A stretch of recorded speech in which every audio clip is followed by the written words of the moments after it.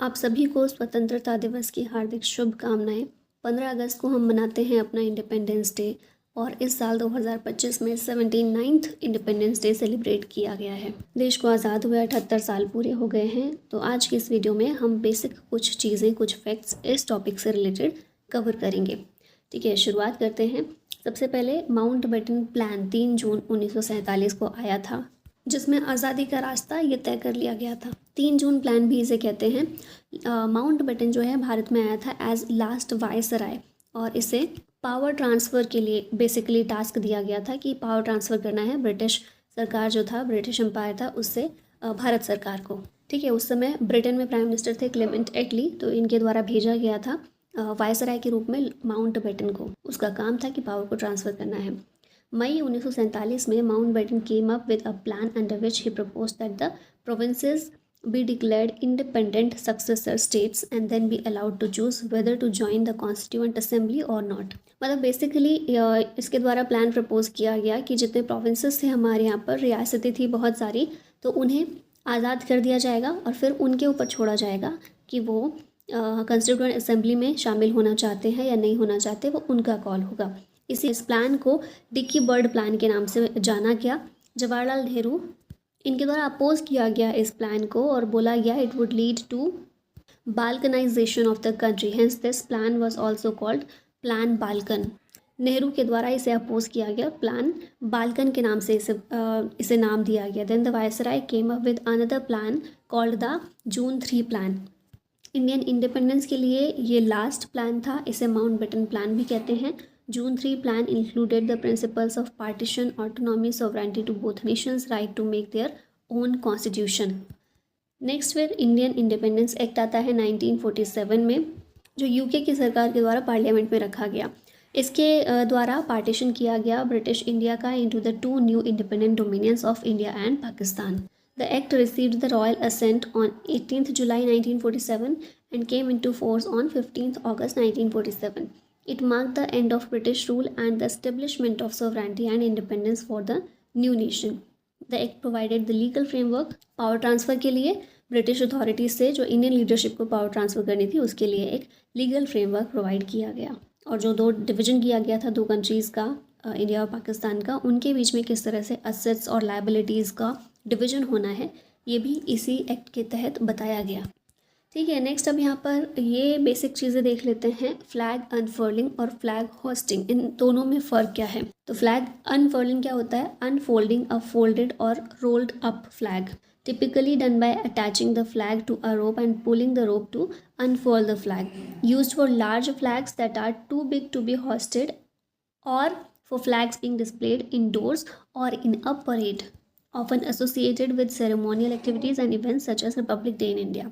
Typically, the flag is already at the top and the process involves unfolding or unfurling it। President or designated officials for ceremonial unfurling events, इसे कहते हैं flag अनफर्लिंग। अब flag hosting क्या होता है? Raising a flag up a flag pole और mast, typically done with a flag pole halyard, raise the flag from bottom to top, commonly used for flags displayed indoors in parades and for standard flag hosting ceremonies, often accompanied by flag raising ceremony with a military or civilian honor guard and the national anthem। The flag is initially at the base of the pole and it is raised to the top during the hoisting process। Prime Minister or designated official for flag hoisting ceremonies। और हम लोग देखते हैं ना 15 अगस्त पर, 26 जनवरी पर जो schools में प्रोग्राम होते हैं या ऑफिसेज में प्रोग्राम्स होते हैं, उसमें जो फ्लैग फहराया जाता है वो फ्लैग होस्टिंग होता है। ठीक है, इसका एग्जांपल हम देखते हैं आमतौर पर, जिसमें क्या होता है, फ्लैग को नीचे से ऊपर पहुंचाया जाता है पहले, फिर उसको ओपन किया जाता है। अब ये कोड एक बार पढ़ लेते हैं। अगर आप तैयारी नहीं भी कर रहे हैं तो हम नागरिक के नाते भी ये चीज़ें, ये कोड हमें पता होना चाहिए कि फ़्लैग का इस्तेमाल किस तरीके से किया जा सकता है। फ्लैग कोड ऑफ इंडिया 2002 के अकॉर्डिंग डूज़ क्या होते हैं, डोंट्स क्या होते हैं? तो डूज़ में है नेशनल फ्लैग में be flown in educational institutions जैसे school, colleges, sports camp, scout camps, etc. to promote respect for the flag। Flag hoisting in schools now includes an oath of allegiance। A member of the public, a private group, or an educational institution may host, display the national flag on all days and occasions, ceremonial or otherwise, consistent with its dignity and honor। Section 2 of the new code recognizes that all private persons have the right to fly the flag on their property. ठीक है, ये किया जा सकता है. अब क्या नहीं किया जा सकता? तो कम्युनल पर्पसेस, ड्रेपरीज और क्लोथिंग के लिए फ्लैग का इस्तेमाल नहीं किया जा सकता. The flag should only be flown from sunrise to sunset whatever the weather. ऐसा रूल है ना, स्कूल्स में भी आपने देखा होगा, अगर झंडा फहराया जाता है तो शाम को 5 बजे उसको उतारने का भी प्रॉपर कंडक्ट फॉलो किया जाता है. तो सनराइज से लेकर सनसेट तक ही फ्लाई किया जा सकता है. The flag must not touch the ground, floor और water surface. The flag is not permitted to drape over the hood, top, sides और rear of any vehicle, railway, boat or aircraft. No other flag or bunting can be placed higher than the national flag and no objects जैसे कि flowers, garlands, insignia may be placed on or above it. Festoon, rosette और bunting made of tricolor is not allowed. तो ये कुछ चीज़ें हैं जो flag के यूज़ के लिए अलाउ हैं और अलाउ नहीं हैं. अब अपने क्वेश्चंस देख लेते हैं. To mark independence from British rule, India has celebrated its which Independence Day on 15 August 2025. तो हम अभी 79th इंडिपेंडेंस डे मना रहे हैं 2025 में. 78 साल पूरे हो चुके हैं आज़ादी के लिए. Which of the following provisions are not part of the Indian Independence Act 1947. कौन सा इसका पार्ट नहीं है इस एक्ट का? पहला ऑप्शन है हमारा, पहला स्टेटमेंट है हमारा, the Indian Independence Act of 1947 was based on the Mountbatten plan. ये बिल्कुल ठीक है, हमने पीछे देखा है. The act declared India an independent and sovereign state from 15 August 1947. ये भी ठीक है. The act instituted the office of governor general who was to be appointed by British king. हम देखते हैं ना, आज़ादी के बाद भी हमारे यहाँ पर गवर्नर जनरल थे. कौन थे लास्ट? सी राजगोपालाचारी थे ना, तो ये भी ठीक है. The act insisted that the Indian princely states join the dominion of India. ये बिल्कुल गलत है, आप पढ़ के समझ गए होंगे, तो आंसर इसका सी करेक्ट होगा. Where does the national flag hoisting ceremony occur on Independence Day. कहाँ पर होती है सेरेमनी? रेड फोर्ट पर, लाल किले पर. अच्छा, नेशनल फ्लैग किसने डिज़ाइन किया था? हमारा पिंगाली वेंकैया ने किया था. इनका नाम याद रखिएगा. जवाहरलाल नेहरू पहले प्राइम मिनिस्टर थे जिन्होंने फ्लैग होस्टिंग की थी रेड फोर्ट से. What is the symbol in the middle of the Indian national flag. कौन सा सिंबल है? अशोक चक्र का है. ये एक व्हील है लॉ ऑफ धर्मा की. अशोक चक्र is considered as the dharma chakra which is also known as samay chakra. It consist of a wheel represented with 24 spokes. ठीक है, 24 तीलियाँ हैं उसके अंदर. डिज़ाइन किया था इसे पिंगाली वेंकैया ने. और नेशनल फ्लैग को अडॉप्ट किया गया था 22 जुलाई 1947 को. Why was August 15 chosen as India's Independence Day by Lord Mountbatten. इसे क्यों चुना गया? ये सेकेंड वर्ल्ड वॉर सेकेंड में जापान ने जो सरेंडर किया था उसकी सेकेंड एनिवर्सरी थी इस दिन. ठीक है, तो इसीलिए इसी दिन को चुना गया था क्योंकि ये ब्रिटेन की पावर को शो करता था. और जो अलायंस थे ब्रिटेन के, उनकी पावर को शो करता था. ब्रिटेन के साथ कौन कौन थे? यूएस, फ्रांस, ये सब एक ग्रुप में थे. ठीक है, वर्ल्ड वॉर सेकेंड के टाइम पर. और एक्सेस पावर्स कौन सी थी? इटली, जर्मनी और जापान. जापान ने सरेंडर कर दिया था उसी की सेकेंड एनिवर्सरी के दिन. फिर ये माउंटबेटन के द्वारा चूज़ किया गया. What is the duration of the Indian national anthem when played in full. इसका ड्यूरेशन होता है 52 सेकेंड्स का. इसे ओरिजिनली कंपोज किया था रविंद्रनाथ टैगोर ने बंगाली में भारतो भाग्य विधाता इस नाम से. पहला स्टेंजा जो है Bharato Bhagya Vidhata was adopted as the national anthem by Constituent Assembly in 24 January 1950. It was first publicly sung on 27 December 1911. ठीक है, 27 दिसंबर 1911 को पहली बार पब्लिकली इसे गाया गया था कलकत्ता में. जो INC का सेशन हुआ था कोलकाता के अंदर, उसमें गाया गया था. उसमें प्रेजेंट थे बिशन नारायण धर. Which act of the British parliament gave India it's independence. ये एक्ट हम देख ही चुके हैं, इंडियन इंडिपेंडेंस एक्ट ऑफ 1947. 18 जुलाई 1947 को इसे रॉयल असेंट मिला. ठीक है, मतलब ब्रिटिश पार्लियामेंट में रखा गया था ना, तो रॉयल असेंट इसको मिल गया था 18 जुलाई 1947 को. फिर 2 डोमिनियन स्टेट्स बनाए गए, इंडिया और पाकिस्तान. हम देख ही चुके हैं. बाउंड्री डिटरमाइन करने के लिए सिरिल रेडक्लिफ, इनकी अध्यक्षता में बाउंड्री कमीशन बनाया गया था. और फिर हम देखते हैं इंडिया और पाकिस्तान की बाउंड्री इनके द्वारा डिसाइड की गई. Who said the famous quote at the stroke of the midnight hour when the world sleeps India will awake to life and freedom. ये बहुत फेमस और बहुत नोन स्पीच है जवाहरलाल नेहरू की. आज़ादी हमें कब मिली? मिडनाइट, 14 और 15 अगस्त मिडनाइट को आज़ादी मिली थी. तो उसी टाइम पर इनके द्वारा बोला गया था. पहले प्राइम मिनिस्टर भी थे भारत के. ठीक है, इनकी स्पीच में इन्होंने ये लाइन मेंशन की थी, at the stroke of midnight hour when the world sleeps India will awake to life and freedom. Discovery of India भी इन्हीं के द्वारा लिखी गई है book. Who was the first president of independent India? ये है डॉक्टर राजेंद्र प्रसाद। 1950 से 1962 तक ये भारत के प्रेसिडेंट रहे थे और कॉन्स्टिट्यूंट असेंबली के भी पहले इलेक्टेड प्रेसिडेंट थे। ये सर्वपल्ली राधाकृष्णन पहले वाइस प्रेसिडेंट थे और फिर ये सेकंड प्रेसिडेंट बन गए थे हमारे। Who was the British prime minister at the time of India's independence? ये थे क्लेमेंट एटली, ब्रिटेन के उस समय पर प्राइम मिनिस्टर थे और इन्हीं के द्वारा माउंट बेटन को भारत में भेजा गया था। नेक्स्ट है, which of the following persons played the shehnai at the Red Fort to celebrate the occasion of India's independence in August 1947? यह है बिस्मिल्लाह खान, जिनके द्वारा लाल किले पर शहनाई वादन किया गया था भारत की आज़ादी के ओकेजन पर 15 अगस्त 1947 को। और ये इवेंट बहुत बड़ा था क्योंकि उसी दिन आज़ादी मिली थी हम लोग को। अब यहाँ पर बिस्मिल्लाह खान की बात करें, पद्मश्री इन्हें मिल चुका है 1961, पद्म भूषण 1968, पद्म विभूषण 1980 और भारत रत्न 2001 में। What is the demarcation line between India and Pakistan during the partition? ये लाइन है रेड क्लिफ लाइन, क्योंकि सिरिल रेड क्लिफ के द्वारा जो बाउंड्री कमीशन बनाया गया था उसकी अध्यक्षता इन्हीं के द्वारा की गई थी, उसके हेड यही थे, तो इन्हीं के नाम पर इस बाउंड्री लाइन का नाम भी रख दिया गया।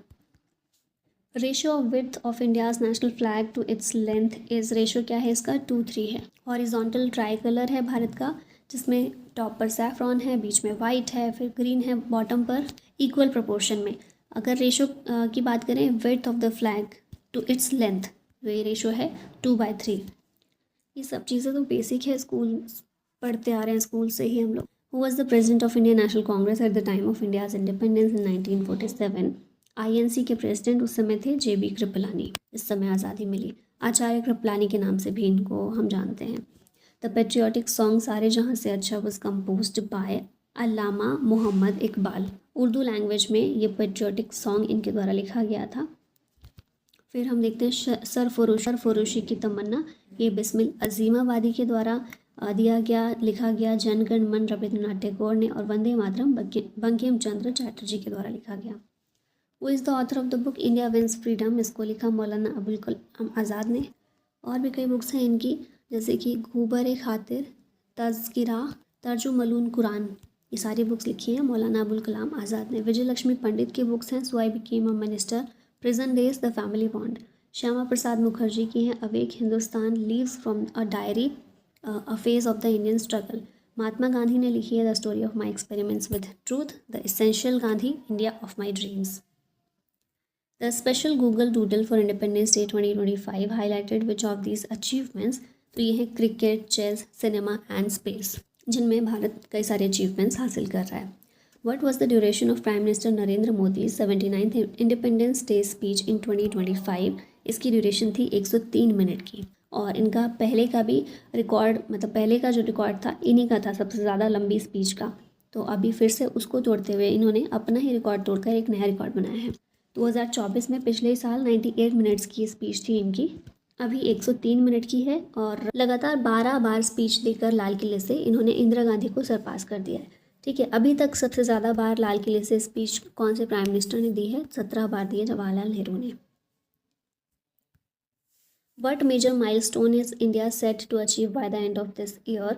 अब देखिए कई सारी अनाउंसमेंट्स की गई हैं प्राइम मिनिस्टर के द्वारा इस स्पीच के दौरान। तो इसमें से पूछा गया है कि कौन सा माइलस्टोन इंडिया अचीव करेगा इस साल के अंत तक।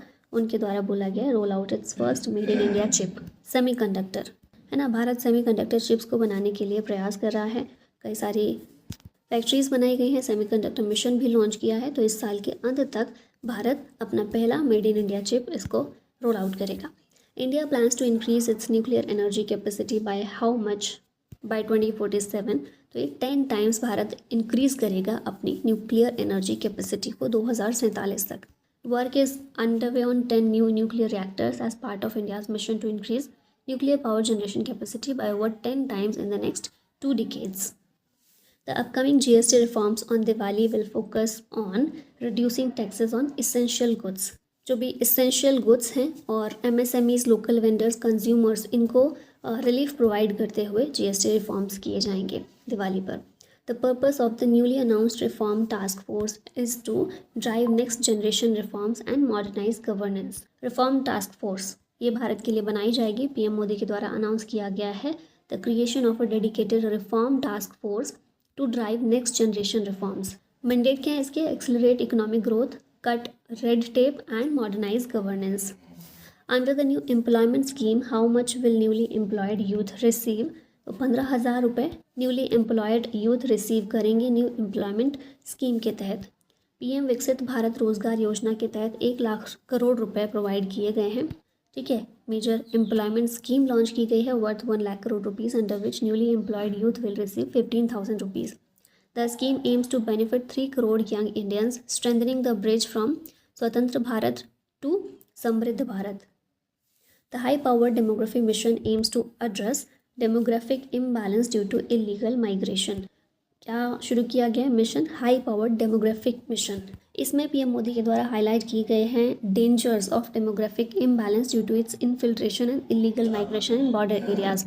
He announced the launch of high-powered demography mission to address this national security challenge, ensuring the unity, integrity, and rights of India's citizens are safeguarded. The National Deep Water Exploration Mission is focused on tapping ocean resources. Energy independence समुद्र मंथन begins. PM Modi के द्वारा point out किया गया है कि large share of India's budget still goes towards importing petrol, diesel and gas. इसीलिए national deep water exploration mission को लॉन्च किया जाएगा to tap ocean resources alongside major expansion in solar, hydrogen, hydro and nuclear power. Which defense mission announced on Independence Day 2025 focuses on strengthening India's missile capabilities? तो यह सुदर्शन चक्र mission India की missile capabilities को strengthen करने के लिए सुदर्शन चक्र mission को लॉन्च किया गया. इनके द्वारा अनाउंस किया गया पीएम मोदी के द्वारा. ये इंडिया का इनिशिएटिव है to develop a comprehensive and technologically advanced defence system inspired by the divine weapon of lord Krishna, Sudarshan Chakra. Multi layered defence shield create की जाएगी with capabilities in surveillance, interception and counter-attack across air, land and sea. PM Modi challenged youth and scientists to develop jet engines. Made in India jet engines ये बनाने के लिए national challenge दिया गया है PM Modi के द्वारा यूथ को और साइंटिस्ट को. जिस तरह से कोविड में वैक्सीन्स बनाई गई, डिजिटल पेमेंट्स के लिए यूपीआई बनाया गया, इसी की तरह इनके द्वारा ये चैलेंज दिया गया है कि अपने खुद के भारत में बनाए हुए जेट इंजन्स भी बनाए जाएँ. On the 79th Independence Day, PM Modi announced which new employment scheme? यह है प्रधानमंत्री विकसित भारत रोजगार योजना. 1 लाख करोड़ रुपए की स्कीम है ये. मैसिव इनिशिएटिव है providing structured financial support to both first time private sector employees and employers who create new jobs. अगस्त 2025 से जुलाई 2027 तक ये स्कीम रहेगी. Aims to formalise employment, enhance job retention and help India harness its youth potential efficiency. अब ये सारे यहाँ पर पॉइंट्स दे दिए गए हैं जो मेजर अनाउंसमेंट थी अभी इस स्पीच के अंदर. हम क्वेश्चन के थ्रू ये सारा कुछ देख चुके हैं. आप पॉज करके इसको अपने पास पॉज करके पढ़ सकते हैं या स्क्रीनशॉट लेकर अपने पास रख सकते हैं. पीआईबी से ये लिया गया है. ठीक है, और इसी में अगर आप किसी बैच में इनरोल करना चाहते हैं तो आप इंडो पाठशाला ऐप डाउनलोड कर सकते हैं और पेड कोर्सेज़ को वहाँ अवेल कर सकते हैं जाकर. इसी के साथ हमारी ये वीडियो यही ख़त्म होती है. Thank you so much for watching this. जय हिंद.